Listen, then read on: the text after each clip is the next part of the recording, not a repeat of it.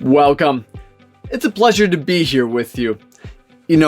We have a lot to cover when it comes to your wealth, as well as the economy, the stock market, and all the ongoings that are happening.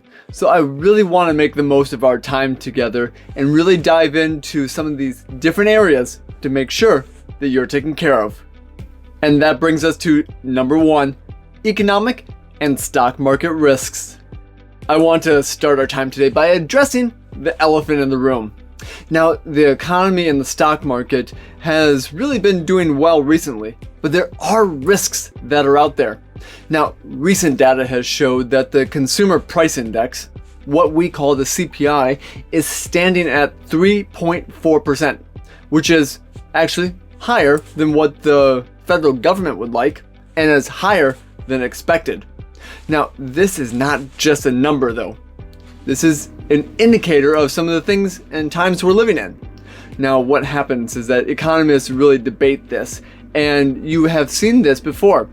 Milton Friedman was an economist that really long debated the merits of inflation, the CPI, and what this number means, and really the implications to our lives.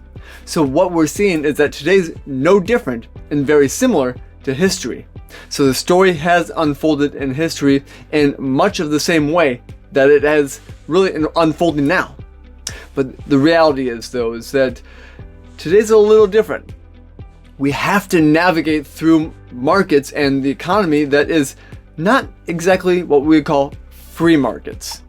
You see, what's happening now is that just even last year alone, that the government is stepping in to intervene more and more. And so what we are seeing is that significant changes to our economy is coming just because of this government intervention. So, for instance, government spending last year, while it was only 17% of the GDP of what they spent to make sure that we were growing in a certain manner, it contributed 30% to our growth just last year alone. So now you're starting to see that without this government spending, our economy may not be as rosy. Now that is really what I'm talking about here, the extraordinary times that we're in. And what this does though is provides what we call a liquidity problem. Because what happens is that when more and more money is pumped into the system by just one entity, say our government, when that is not there, there's no one else to step in to pick up the ball, so to speak. And so what happens is that there may not be someone to buy and sell against. And so the stock market can go a little more haywire in times like that. So that's just one area here.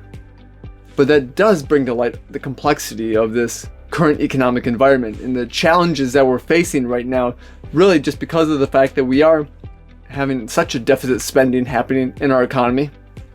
The fluctuating yields of the bonds, and that is something that we don't take lightly, of how really skyrocketing things have gone and collapsing things have been recently with the yields.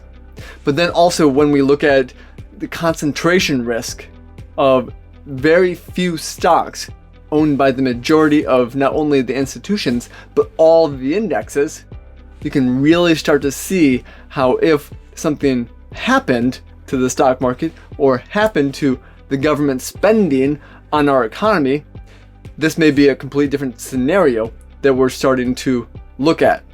So just starting to see this really breeds to life that there's just reasons for obviously just making sure that we're diversified appropriately. So if something does happen, it doesn't have to hopefully negatively affect us. Number 2, portfolio changes. There was a lot there with respect to the economy and the stock market, but what does that mean for you?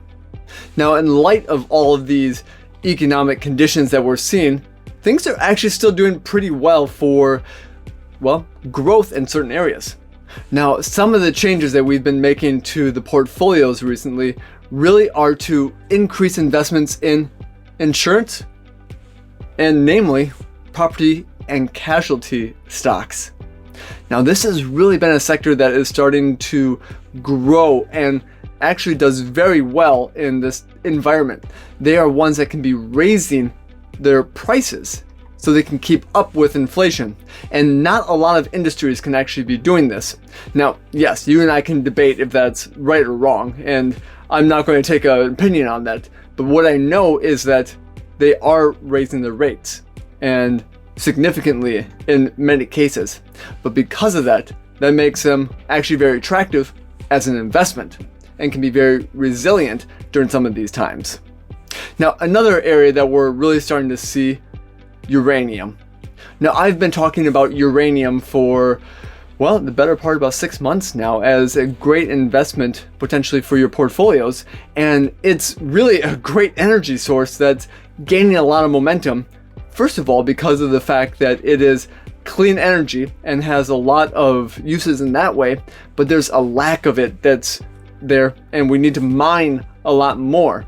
So what that means is that we have high demand, low supply. That is the recipe for prices to go up. Now, not saying it's actually going to come out exactly that way, but that's what we're at least seeing in the short term right now. So we can be taking a look at that. But then the third element that we've been talking about is healthcare as well. And what is really working with healthcare is that, yes, we have an aging population, but the innovation that's happening in this space is really starting to show that it's could be a great growth opportunity. But again, just like property and casualty insurance, healthcare is another one that can be increasing their prices to keep up with inflation. Again, not right or wrong, is what it is, but we can take a look at that as potential investments as well. So those are a lot of different elements that we have been working with recently with your portfolios, as well as India, an Indian stock market. That's been actually a source of great places to be just internationally as well. So you're starting to see that there's a lot of broadening of places that we can go to make sure that we can at least start to see some diversification and hopefully some growth. Number 3, wealth management and advanced planning. Good wealth management is very critical these days. And when we take a look at a holistic view of your overall wealth plan, we take a look at everything from your wealth enhancement, how we can be growing your assets. We take a look at the tax considerations and how we can be minimizing taxes while we're looking to grow your assets as well. Then we take into account everything with respect to wealth transfer.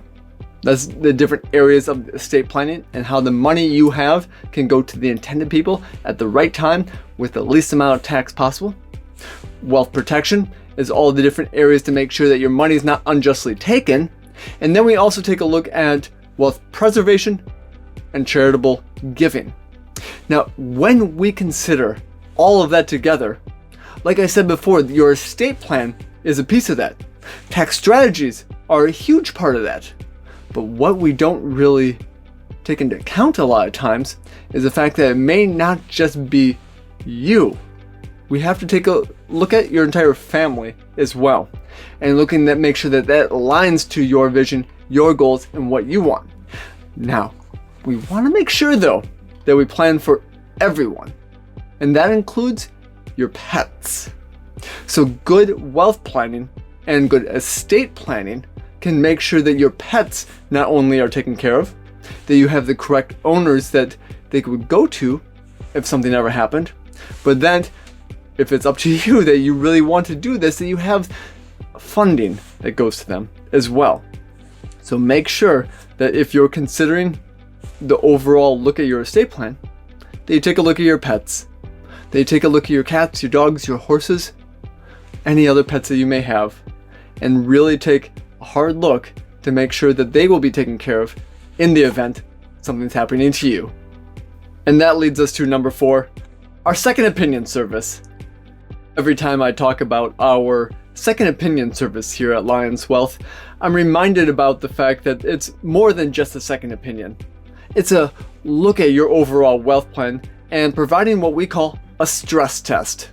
Now, what this means is that we can offer your family, some of your colleagues, your coworkers, or maybe other business owners that you know, a way to take a look at their overall wealth plan and give a stress test to it. Now, the stress test is the same thing as the overall plan, but we take a look at some elements that are related to that wealth transfer and wealth protection piece a little more thoroughly as well. Now, what ends up happening here is that we go through that discovery meeting, figuring out what's important to them. Then we go through and figure out the ways forward and any gaps that exist in there. So once we've identified all of that, then we can put a plan together that's going to match their overall thoughts, ideas, goals, and objectives. And by doing that, what that will do then is put them on a path to help have a better financial plan in the future. But what we find is that one of three things come out from this. Either they're in a good spot, and you actually are the ones that showed them that they are just by having them go through this second opinion. Other thing that could come out from this is that maybe there are just a couple elements that they could button up with their wealth plan. Well, that's a major part of it as well. But the third area, what if there are some major elements that need to be adjusted? That's where we can step in.